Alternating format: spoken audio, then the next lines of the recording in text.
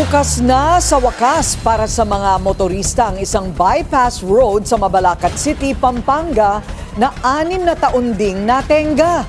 Ang detalye sa agenda report ni Ian Maghanoy. Ganito kalala ang daloy ng trapiko sa MacArthur Highway, sentro ng Mabalacat City sa Pampanga.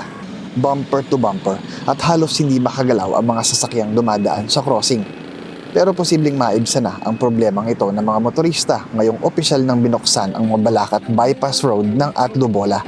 Nung una kaming pumunta ni Mayor Gelb dito, tsaka ni Kong Pogi, tsaka ni Gob Delta. Puro damo to, pero napaka-excess, 60 meters lang. No? 6 years, ganun lang. Hindi ko alam kung bakit. No, hindi ko naiintindihan talaga eh. Ang use nitong kalyeng to for the last 6 years, pambigat ng palay. Yun lang. Hindi raw kasi magkasundo ang mga LGU at concerned agencies sa disenyo ng bypass road sa loob ng 6 na taon ayon sa provincial government. Pagkatrabaho ng DPWH, bawal makialam ang LGU.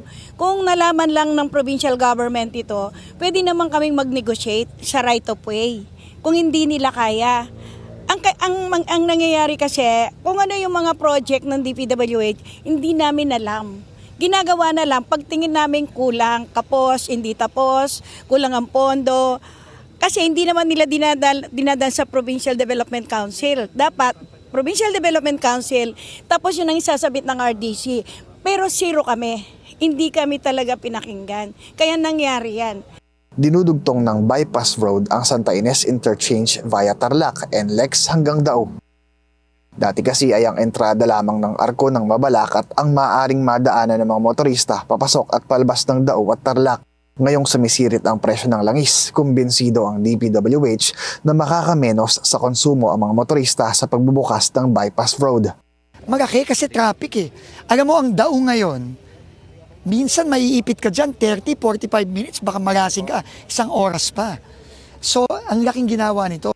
Sa ngayon, direktang makikinabang sa bagong bukas na bypass road ang Barangay Dolores, Tabun at Atlubola.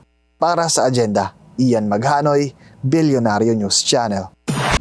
Manatiling nakatutok sa Bilyonaryo News Channel. Sumubaybay sa aming social media accounts at mag-subscribe sa aming YouTube channel para sa mga bago at eksklusibong balita.